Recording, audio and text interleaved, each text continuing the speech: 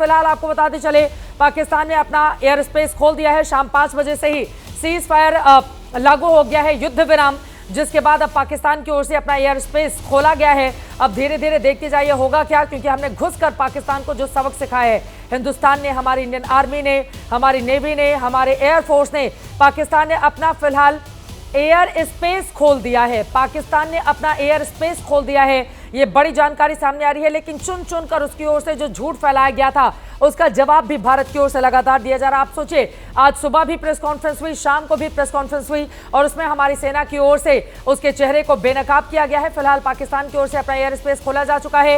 इसका मतलब माने क्या समझे जाए नीरज, एयर स्पेस खोल दिया है पाकिस्तान ने? नीरज, जो बंद था वो खोल दिया है, इसका मतलब यह है कि अब वो समझ चुका है कि जान गया है कि अब भारत की तरफ से, क्योंकि 5 बजे से युद्ध विराम लागू हो चुका है, कि अब कोई अटैक नहीं होगा भारत की तरफ से, कोई फाइटर जेट्स या फिर कोई मिसाइल नहीं आएगी, इसलिए ये एयर स्पेस खोला गया है।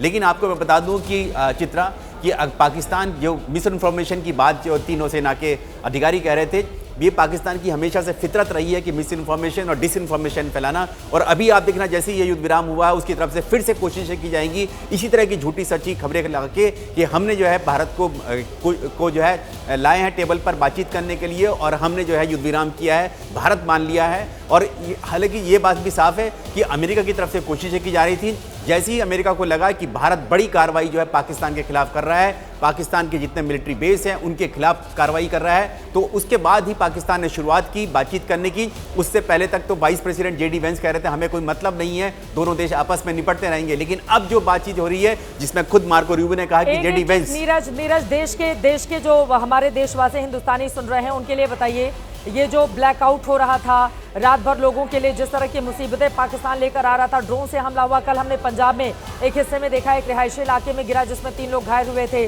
अब ये सारी चीजें नहीं होंगी, अब सुकून चैन की नींद हमारे हिंदुस्तान के लोग सो पाएंगे, अब कोई ब्लैकआउट नहीं होगा। नीरज, देशवासी तो चाहते थे कि चित्रा अभी कुछ दिन 1-1.5 हफ्ते तक और रुका जाए, तब तक जब तक कि पाकिस्तान पूरी तरह से उसकी जो है पूरी तरह से मान ना जाए। जितने उसके एयरबेस हैं जहां से वो ड्रोन उड़ाता है, भारत को परेशान करता है, जहां से आतंकी भेजता है, जो 21 टेरर कैंप्स में थे, 9 जो है तबाह किए गए थे, 12 और बच गए थे, उनको भी तबाह किया जाए, तब जाकर भारत के देशवासियों को सुकून आता। लेकिन फिर भी अब जब क्योंकि सरकार ने ये बात मान ली है, युद्ध विराम मान लिया है, तो देशवासी बिल्कुल आपने कहा कि अब चैन से सो सकेंगे। ब्लैकआउट नहीं होगा, बॉर्डर एरियाज में नहीं होगा, जो ड्रोन अटैक्स हो रहे थे वो नहीं होंगे। लेकिन आप ये मानकर चलिए कि पाकिस्तान का मिस